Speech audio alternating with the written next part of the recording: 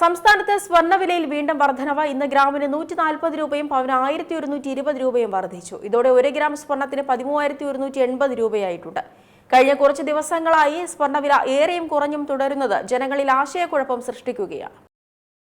സംസ്ഥാനത്ത് സ്വർണ്ണവിലയിൽ ഇന്ന് വീണ്ടും വർധനവാണ് രേഖപ്പെടുത്തിയിരിക്കുന്നത്. 22 കാരറ്റ് സ്വർണം ഗ്രാമിന് രാവിലെ 140 രൂപയും പവന് 1120 രൂപയുമാണ് കൂടിയത്.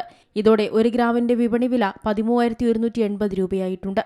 1,05,440 രൂപയാണ് ഇന്നൊരു പവൻ സ്വർണത്തിന്റെ വിപണി വില. കഴിഞ്ഞ ദിവസം രാവിലെ സ്വർണ്ണവിലയിൽ ഇടിവ് രേഖപ്പെടുത്തിയിരുന്നെങ്കിലും വൈകുന്നേരത്തോടെ നിരക്കുകളിൽ വർധനയുണ്ടായിരുന്നു. പവന് 1,080 രൂപയാണ് വൈകുന്നേരം കൂടിയത്. ഇതോടെ 24 മണിക്കൂറിനുള്ളിൽ 2,200 രൂപയാണ് കേരളത്തിൽ സ്വർണത്തിന് വർദ്ധിച്ചത്.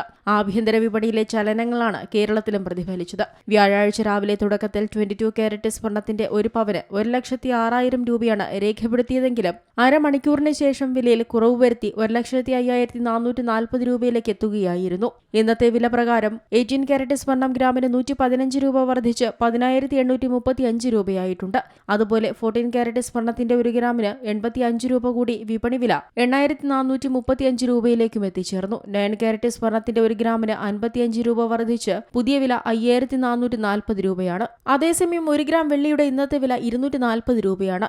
US ഇറാൻ സമാധാന ചർച്ചകൾ ഖത്തറിൽ നല്ല രീതിയിൽ പൂർത്തിയായെന്നാണ് US-ഉം മധ്യസ്ഥത വഹിച്ച രാജ്യങ്ങളും വ്യക്തമാക്കുന്നത്.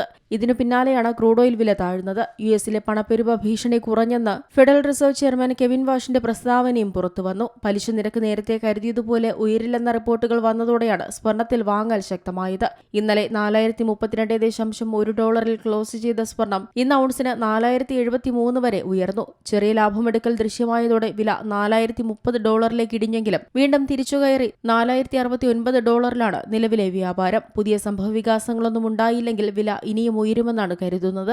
അതേസമയം കേരളത്തിൽ ഇന്നൊരു പവൻ സ്വർണ്ണാഭരണം വാങ്ങാൻ 10% പണിക്കൂലിയും നികുതിയും ചേർത്ത് 1,19,500 രൂപയെങ്കിലും നൽകേണ്ടി വരും.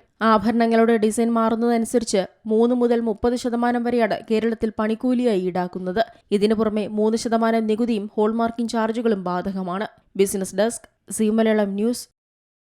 ഏറ്റവും പുതിയ വാർത്തകളും വിശേഷങ്ങളും വിരൽത്തുമ്പിലറിയാൻ സി മലയാളം ന്യൂസ് എല്ലാ ഡിജിറ്റൽ പ്ലാറ്റ്ഫോമുകളിലും ലഭ്യം.